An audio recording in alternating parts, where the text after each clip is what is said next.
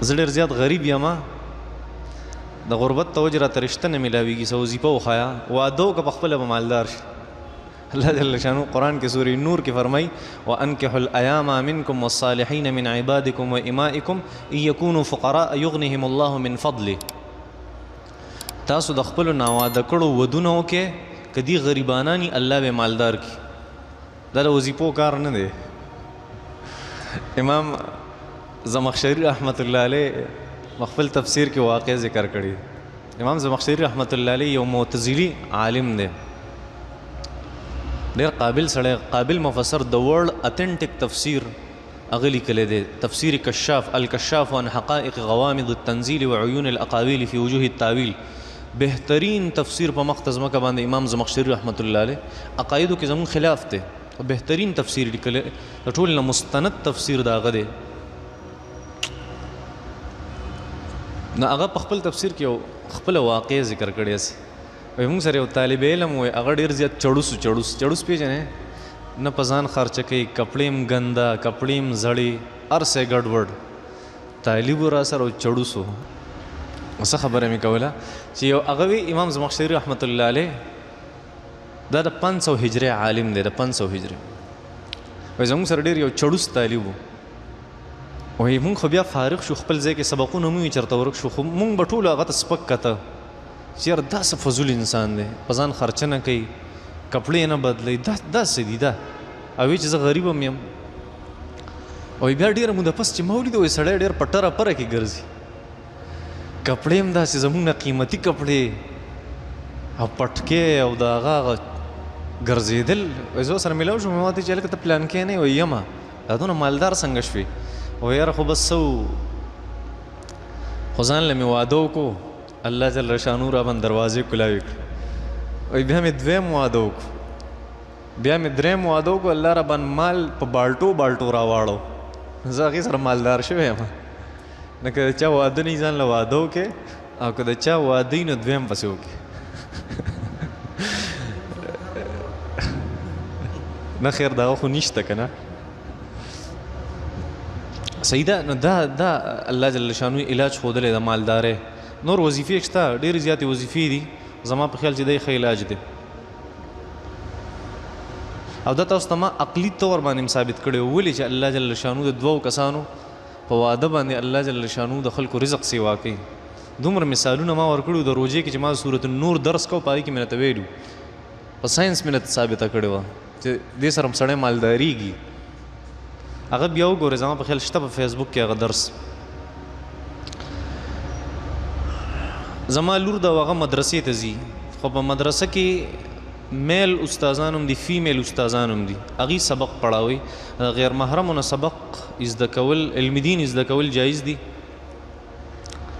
ګوره مناسبه خبره خدا ده چې دا زنانو نه سبق ووایي،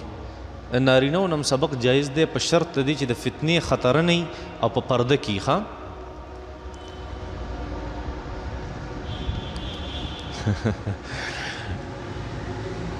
دے وہی کسی کو آئی لو یو کہنا جائز ہے، وہی چاہتا آئی لو یو ویل جائز دی. ځکه وایي تا په وټساپ باندې یو سټیټس شیر کړی وایي، په هغې کې تا لیکلي چې څوک د چا سره محبت کوي نو ورته دې ووایي.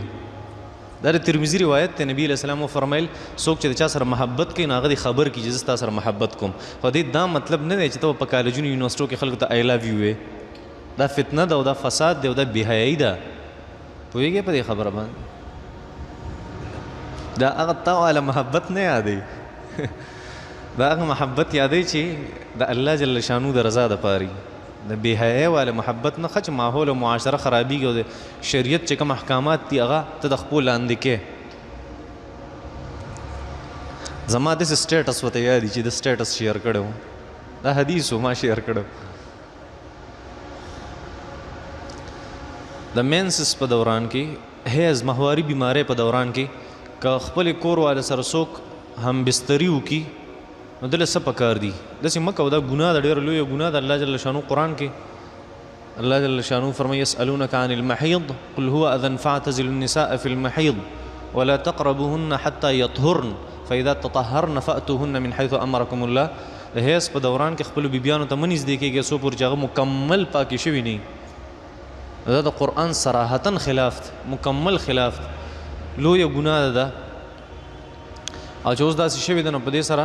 طلاق ملاق خو نه کېږي. او دونه خبره ده چې ګناه دې کړې ده او توبه استغفار وکړه. او ښه خبره ده چې صدقه مو وکړه. ان الحسنات یذهبن السیئات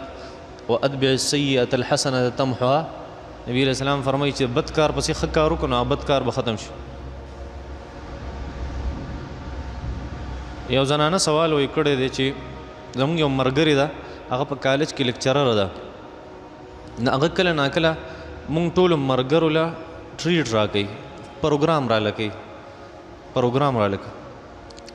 نو چا مونږ ته ووایي چې یاره د دې چې کوم کالج دی نو هغې کې کوئی ایجوکیشن دی، مطلب دا نر او ښځې یو ځای سبق وایي، نو د هغې کمایي او پیسې هغه تنخواه جایز ده که ناجایز ده، او د هغې ټریټ خوړل هغه څنګه دي، هغې پروګرام خوړل هغه جایز دي، په هغې کې څه دي چاته سخی. البته په دې جدا ګناه ملاویږي هغې ته چې هغه د سړو سره مخلوطه زندگی تیری په سکول او په کالج کې، د دې ځان له ګناه ده، د دې د وجې د هغې پیسې او کمایي او تنخواه نه حرامېږي. ښه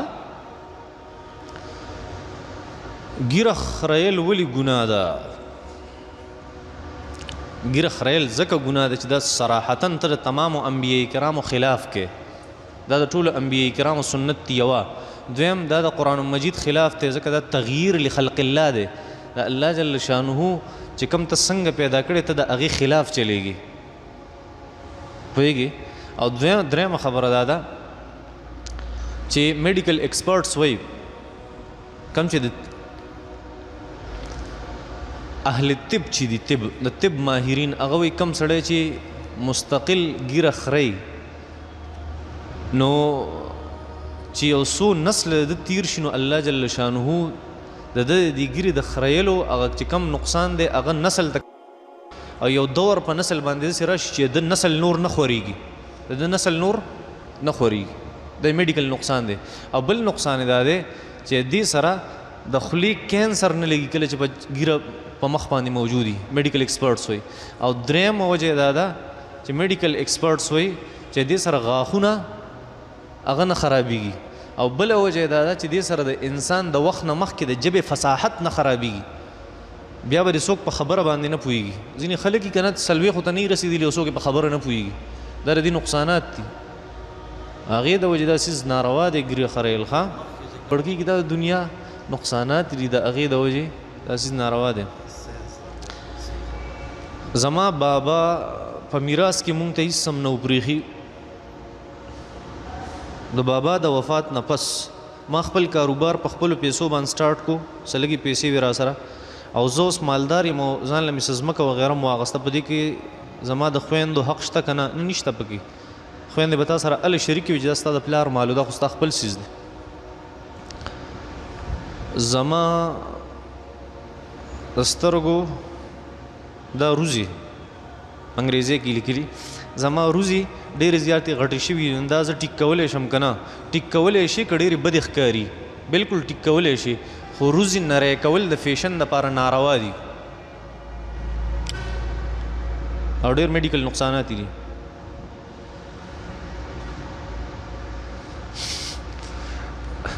دی وایي چې زه ډېر زیات غریب یم. زما ښځه هغه ما نه قیمتي څیزونو ډیمانډ کوي، نو زه کله ناکله هغې ته دروغ وایم چې بله میاشت کې به والو، بله میاشت کې به والو. زه ډېر زیات غریب یم، وس مې نه کېږي، او دا ورته زه دروغ وایم. په دې زه ګناهګارېږم؟ نه ګناهګارېږم. ترمذي کې روایت دی، نبي علیه صلات وسلام وفرمیل یو څو ځایونه داسې دي چې په هغې کې د دروغ ویلو ګنجایش شته. د دوو کسانو په منځ کې صلح راوستل، کله چې پردي د چا حق تلفي کېږي د یو مسلمان، یو سړی دی او هغه هسې بیا څوک وجني ستا سره ناست دی او تا ولې پناه ورکړه او څوک پسې راغلی او ته ورته هغه نشته، دروغ ورته وي، بلکل درست. او دغه شانتې که د ښځې او د خاوند رشته خرابېږي نو په منځ کې پکې داسې دروغ ویل چې دا رشته جوړه پاتې شي، دا بلکل درست دی.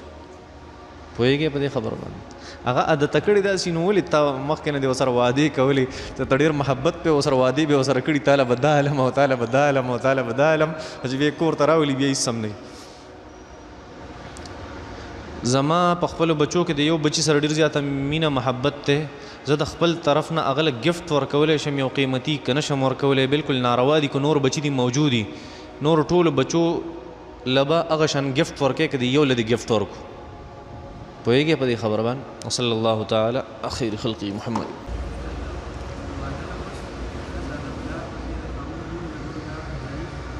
د واده نه پس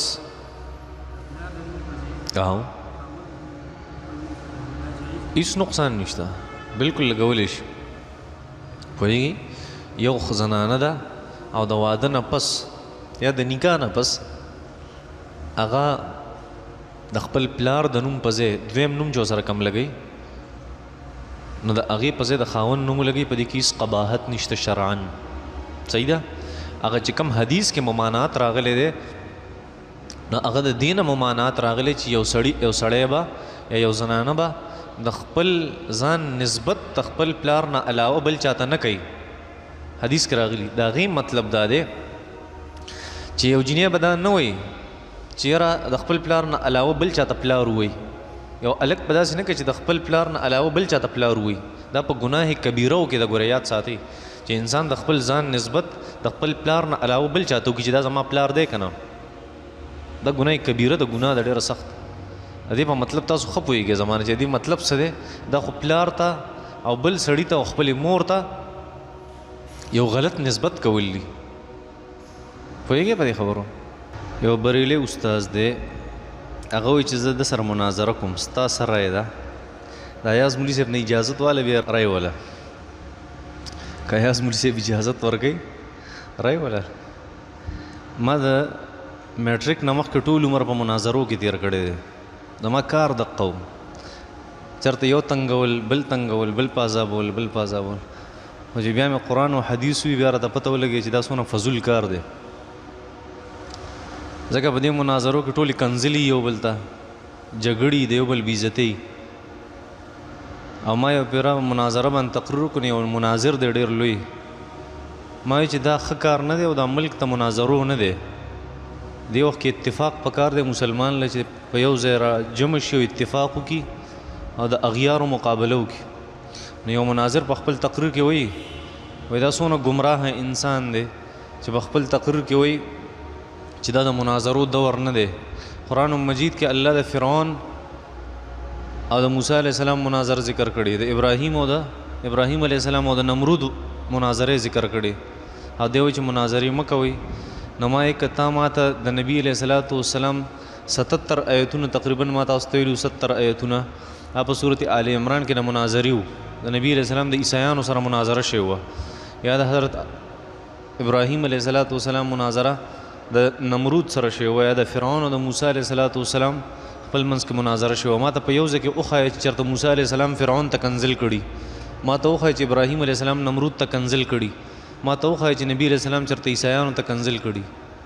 مې ستاسو والا مناظرې خو زه نه کوم د ډېر شوق ته رایې والا خو مولي صاحب نه اجازت والا مولي صاحب زه منع کړی یم د مناظرو نه دی وایي چې نبي علیه الصلاۃ والسلام به په تیزه مونځ کې قرائت څنګه کو نبی کریم صلی الله علیه وسلم طریقه دا وه چې کله به یو صورت شروع کا صورت په سر ته رسو یو ده دویمه طریقې دا وه د نبي علیه الصلاۃ والسلام په قرائت کې چې نبی علیه السلام به کله تلاوت کو نو یو آیت پې وي په هر آیت باندې بیا وقفه کوله وقف به کو خیال مې الحمدلله رب العالمین الرحمن الرحیم مالک یوم الدین ایاک نعبد و ایاک نستعین یو آیت باندې به وقف کو نبی علیه السلام دا طریقه د نبی کریم صلی الله علیه وسلم بل د نبی علیه الصلاۃ والسلام طریقې کار دا د سار او ماسپخین مونځ کې او د ماستن په مونځ کې تلاوت پہ ډیر زیات کو زیات تلاوت پہ کو او د مازیګر او د ماښام په مانځه کې به مختصر تلاوت کو نبی علیہ الصلوۃ والسلام دغه پکې یو خبره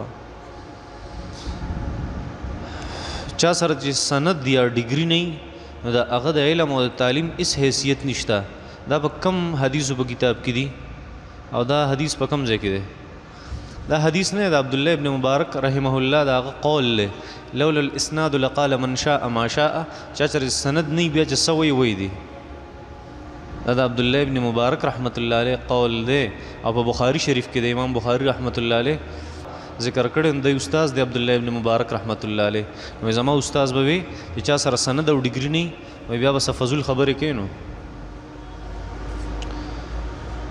د مانځه په دوران کې سړی ولاړی یعنی د قیام په حالت کې دوه خپو ترمنځ فاصله څومره پکار ده د امام شافعي رحمت الله علیه مذهب دی چې یو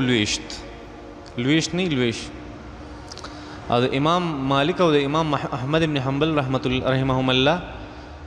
د اغي مذهب دار چې انسان جسم څومره هغه عمر خپې کلاول پکار دي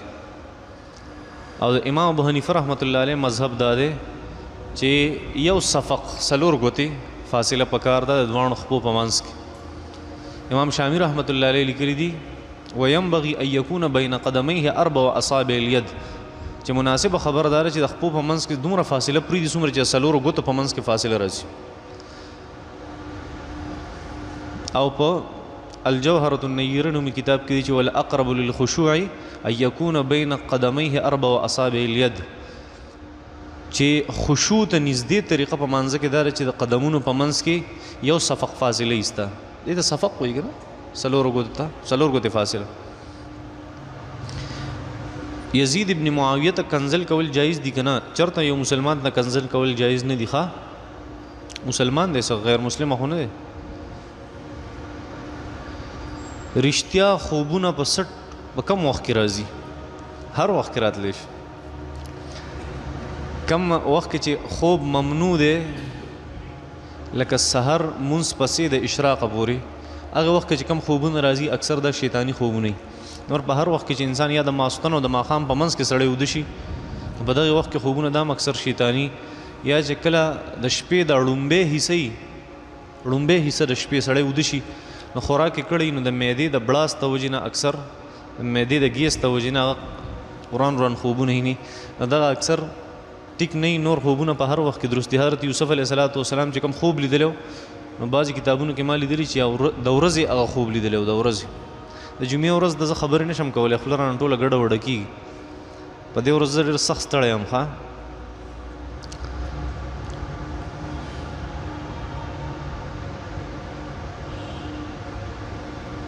مونږ خو په کتابونو کې لیدلی دي چې د ښځې چې کم مخ دی نو دا خو د دې پرده ضروري نه ده او مولیان حضرات وایي چې د بد نظرۍ نه ځان وساتئ او ښځو ته مه ګورئ نو د کتاب خبره ومنو که د مولیانو خبره ومنو د مولیانو ومنه ته په کتاب څه پوهېږي مولیانو بد نظري مه کوه بیا مه کوه په کتاب ته نه پوهېږي کتاب کې چې وایي چې د ښځې مخ دا عورت نه دی مطلب یې دا دی چې دا په مانځه کې ولاړ نو مخ پې ښکاري دا مطلب نه دی چې ته به ورته ګورې پوهېږي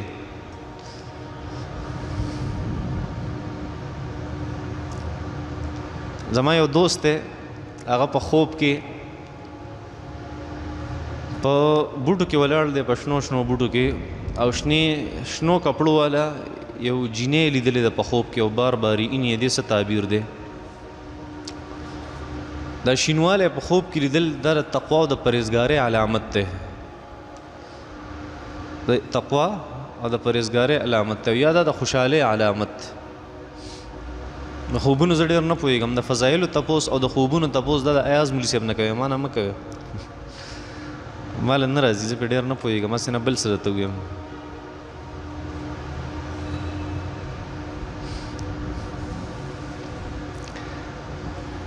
او کله چې مونږ د سهار مانځه له ځو په لاره کې ډېر زیات سپي او تنګول کې د هغې د لاس مونږ په تېښته باندې مجبور شو کور ته لاړ شو د هغې د وجې کله ناکله مونږ په کور کې د سحر مونځ وکړو نو دوه مسلې دي یو مسله دا ده چې مونږ په کور کې په مانځه ګناهګاري کوو د سپو د وجې که نه او دویم د سپي وجل جایز دي که نه چې نقصان درکوي سپي وجل بالکل جایز دي او ته چې په کور کې مونځ کې د سپو د یرې د وجې نه یا سپي دې په مخه کې او کور ته لاړ شي په دې کې هېڅ نقصان نشته ښه درست دي بالکل سړی نه ګناهګاري ښه خبره ده سړی بیا کور کې مونځ وکړي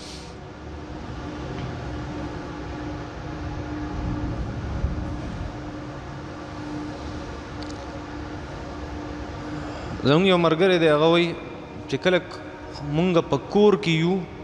زمونږ پیر صاحب ته پته لګي چې مونږ په کور کې څه کوو क्या वाकई पीर ऐसे होते हैं پیران داسي د شرک کلمات دي د شرک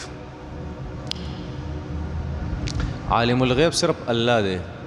عالم الغیب صرف الله دی هغه ته چې کرامات دي نستا د پیر صاحب کرامات دي او کته ته دا خبره کړي چې ته کور کې ماته دې ارسه پته لګي دا بیا سره پیر نه دی ښا کرامات څوک چاته وای نه او نه څوک چاته ښکار کوي چې پته ولګي چې یاره پلان کې کم پیر چې کرامات پت دا یوي چې ماته کشف کیږي او ماته دا کیږي دا اکثر دروغجني دا غټ علامت چې خلکو ته ځانو خي چې ماته دا چل کیږي مونږ ډیر زبرګان لیدلی او داغي کرامات مونږ په خپل سترګو لیدلی دي خو چې مونږ ته بیا ویلي چې تاسو یاره جی دا عجیبه چلو شو داغي په خپل لاس دلې چې غلې کینه دا خبره به نه کوي دا اکثر دروغجني چې دا خبرې کوي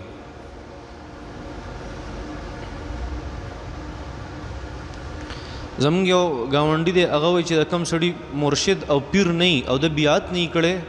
دا گمراه او بېدینه دی نبی کریم صلی الله علیه وسلم پیرو صحابو پیرو تصور کله راغلی په اسلام کې تا ته دا پته نشته دا پیری او مرشدی دا پیری او مریدی دا کله شروع شوی ده یو تزکیه ده د قرآن او حدیث کې چې ویزکیکم لفظ راغلی چې د پیغمبر کار دار چې دا بس تاسو زړونه صفا کوي نه که هغه څیز یادین هغه په قرآن کېږي او په حدیث سره کېږي څوک د عالم مخې ته کېني په هغې سره کېږي دا خو څه ضروري نه په دین اسلام کې سړی به راځي او خامخا به ځان له یو پیر نیسي دا ته په خلکو لازمه دا د دین یو کار دی خانقاه سیستم چلول دا د دین یو کار دی او ښه طریقه ده خو دا خبره غلطه ده چې یو سړي پیر نه وي نو دی به ګمراه وي او بېدینه به وي دا راته کوم استاد ویلي د امام ابو حنیفه پیرو ته خو د هغه په مذهب باندې د امام ابو حنیفه رحمت الله علیه پیر څوک ما ته وښایه هغه د چا نه بیعت کړی هغه د چا نه ذکر اذکار اخیستی و چې ماله 200 پیري دا راکړه او 300 پیري دا را هسې ځان نه فضول خبرې بس دا خبره وختي ما تقریر کې کړې وه یو مولي صاحب د هغه فیسبوک من بار وایي چې چا دا درود شریف وي نو په هغه باندې جهنم اور حرام او هغه یو حدیث پیش کوي چې یو حدیث کې نبی علیہ السلام یو مئی سره خبرې وکړي او مئی وی چې مزه دا درود شریف ویم په ما د جهنم اور حرام دی نو تاسو یې وایي او نبی علیہ السلام حضرت علی ته فرمایل چې دا اولی کا دا منګړه خبره دروغ دی 1 نمبر پر دې حق وخا او بیا درود وای او جنت ته بځي سګب ته مسواک ته استعمالولو نه پس چې هغه قابل استعمال پاتې نشي په هغې بیا سو کو په هغې مسواک باندې هغه بیا دفن که په ښه ځای کې دا مستحب طریقه د ثواب پې ملاویږي ادب او احترام به کې د مسواک یې پاک ځای کې کېده او یې چېرته دفن که ښه خبره ده د مقبرې ته یې مه وړه بس کم ځای کې درته یو ځای میلاو شي څنګه چې خپل نوکان انسان دفن کوي یو ځای کې یو سیټ ته کور ته پاک ځای کې دغه شان دله پکار دي چې دی مسواک هم دفن کړي ښه دا مستحب دي فقهای کرامو لیکلي مونږ د چینې او د وړو کاروبار کوو په غټه پیمانه باندې مال لا را رسېدلی نه مخکې نه مونږ خرڅ کوو په دکاندارانو باندې داسې شران درست دي که نه ناروا دي نبی علیہ الصلوۃ والسلام فرمایي صفا حدیث ته په مسلم شریف کې یو صحابي ته وایي تر څو پورې چې تا په مال باندې قبضه نه کړي هغې پورې به څیز نه خرڅې ځکه نبی علیہ الصلوۃ والسلام د دې دپاره وفرمیل که په لاره دا څیز خراب شي چېرته تا ته قبضې نه مخکې نه دی میلاو شوی دا څیز وسوځېدو افت پر راغی او ختم شو بیا څوک ذمہواری البته دونه خبره ده چې بعضې د دې زمانې چې کوم مفتیان حضرات دي هغه فتوا په دې ورکړې ده چې یاره ښه خو نه دي داسې کول خو د جواز فتوی په ورکړې هغه وایي چې یاره چونکې دا داسې ده چې یو معنوي قبضه ده او حکمن قبضه ده نو څه نقصان پکې نشته خو بیا هم ځان ساتل پکار دي داسې ښه خبره نه ده جی جی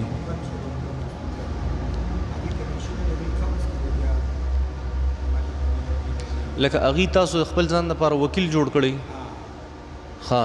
اوس که د هغه په لار را روان دی فرض کا یو ټرک ورسره دی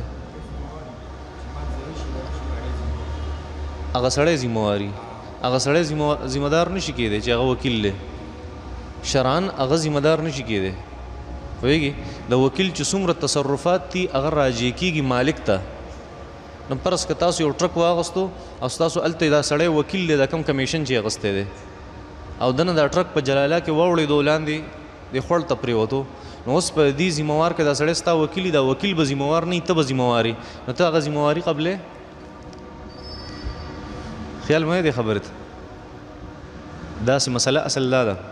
خیر دا یو تفصیلي بحث دی بیا به چېرته بحث وکړو انشاءالله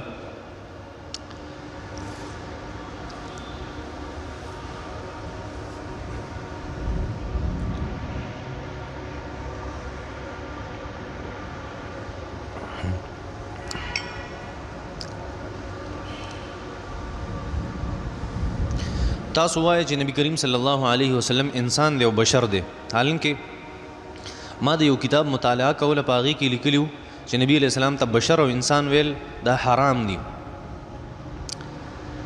نو په هغې کې دلیل لیکلی چې ستاسو دلیل دا دی چې قل انما انا بشر مثلکم ای نبی علیه السلام دوی ته ووایه چې زه خو بشر یم نو تاسو په دې بنیاد باندې وایئ چې نبی علیه السلام بشر دی حالانکه په کتاب کې دي چې دا قل چې کوم لفظ راغلی دا قولو نه دی مسلمانانو ته نه وایي نبي علیه السلام ته وایي چې قل ته ورته ووایه چې زه یو انسان یم او دا د عاجزۍ دپاره دي ما سره بیا اخوا دې خبرې دلیل نه و اوس څه دلیل پکار دی ورته ووایه چې قل نبي علیه الصلاة والسلام ته صرف وایي الله جل شانو ته ورته ووایه او ستا امت ته دا حق نشته نو بیا ورته ووایه ستا امت ته دا حق هم نشته چې خلکو ته ووایي چې الله یو دی ځکه الله قرآن کې فرمایي قل هو الله احد قل ورته ووایه پیغمبره هو الله احد دغه الله یو دی نو بیا دا خو سره پیغمبر ته ویلي چې قل امت ته خو نه دی ویلي پیغمبر ته چې کومه خبره یي که نه د پیغمبر د خصوصیاتو ځان له یو بحث دی یو ځان له طریقې په هغې ورته الله جل شانه خطاب کوي ښه د سفر په میاشت کې دا چې اوس را روانه ده په دې کې چوري او حلواګانې پخول او بیا تقسیمول شرعاً جایز دي که جایز نه دي چوري خوړل او الوا خوړل نه ناروا دي نه د هغې پخول او تقسیمول ناروا دي خو دا عقیده ساتل چې په دې کې څه خاص ثواب دی په دې میاشت کې دا بدعت دي او ناروا دي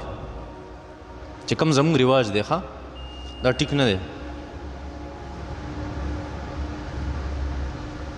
د سفر په میاشت کې په خاص طریقې سره د چاشت په وخت کې 2 رکعته نفل کول او د قرآن بعضې آیتونه هغه ریوایز کول او یو حضرت صاحب فرمایل چې دې سره د پوره کال کې سړي ته شفا ملاویږي بیماری په ناراضیت دروغ وایي نشته داسې خبره ښه وصلی الله تعالی علی خیر خلقه محمد